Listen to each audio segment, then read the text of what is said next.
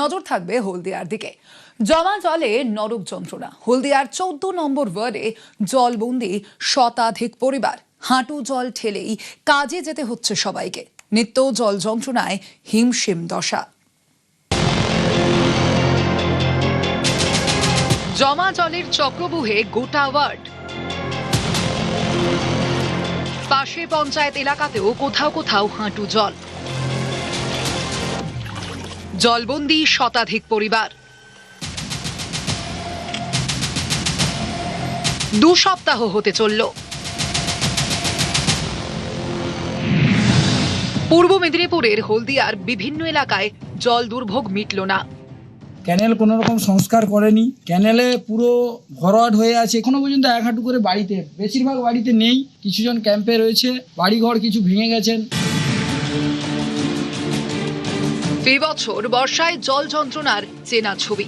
দুর্ভোগের এক শেষ, সঙ্গে তো আছেই পোকামাকড়ের উপদ্রব, সাপখোপের উৎপাত আর জলবাহিত রোগের আশঙ্কা। হলদিয়া পুরসভার জলমগ্ন এলাকা থেকে ধীরে ধীরে জল নামছে, কিন্তু এখনো বেশ কয়েকটি ওয়ার্ড রীতিমতো জলমগ্ন।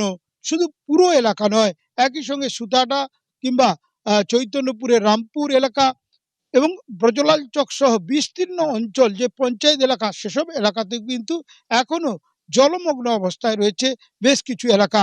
প্লাবিত এলাকায় ত্রাণ পৌঁছে দেওয়ার কাজ চলছে, কিন্তু এলাকার মানুষ চাইছেন দ্রুত পদক্ষেপ নিতে।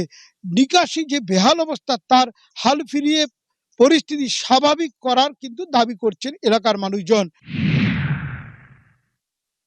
আজকে তো 8-10 দিন জলের মধ্যেই একদম, এছাড়া তো থাকার কোনো রাস্তা নেই। প্রচুর কষ্ট হচ্ছে, সামনে কারখানা, তার জল। বাংলার অন্যতম শিল্পনগরী হলদিয়া, সেখানে কেন এই পরিস্থিতি? স্থানীয়দের দাবি 2022 সালে পুর বোর্ডের মেয়াদ শেষের পর থেকে আর ভোট হয়নি, ফলে সমস্যা থাকলেও সে কথা শোনার জন্য জনপ্রতিনিধি নেই। শেষ 2017 সালে পৌরসভা ভোট হয়েছিল, দীর্ঘ 4 বছর কোনো ভোট হয়নি। যত জল নিকাশি ব্যবস্থা ছিল একদম জ্যাম হয়ে আছে, কোনো খাল কোনোভাবে সংস্কার করা হয়নি। দীর্ঘ 10 দিন ধরে আমরা জলবন্দি। হলদিয়ার পরিস্থিতি ধীরে ধীরে উন্নতি হলেও নতুন করে যেসব এলাকা প্লাবিত হয়েছিল সেই সব এলাকায় পরিস্থিতি এখনো বেশ ভয়ঙ্কর রয়েছে। সেই সব এলাকায় প্রশাসন পৌঁছে পদক্ষেপ গ্রহণ করুন চাইছেন হলদিয়ার মানুষজন। ক্যামেরায় রাজেশ সাতমলের সঙ্গে সুজিত ভৌমিক, নিউজ 18 বাংলা।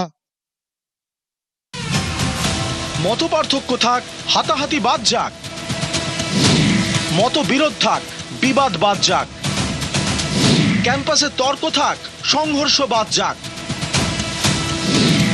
অশান্তি নিপাত যাক, যাদবপুর বদলে যাক, শিক্ষাঙ্গনে দাপাদাপি কবে সারবে এই ব্যাধি? ক্যাম্পাসে সব রং থাক, রংবাজি বাদ যাক, ক্যাম্পাসে হুজ্জতি এবার হোক ইতি।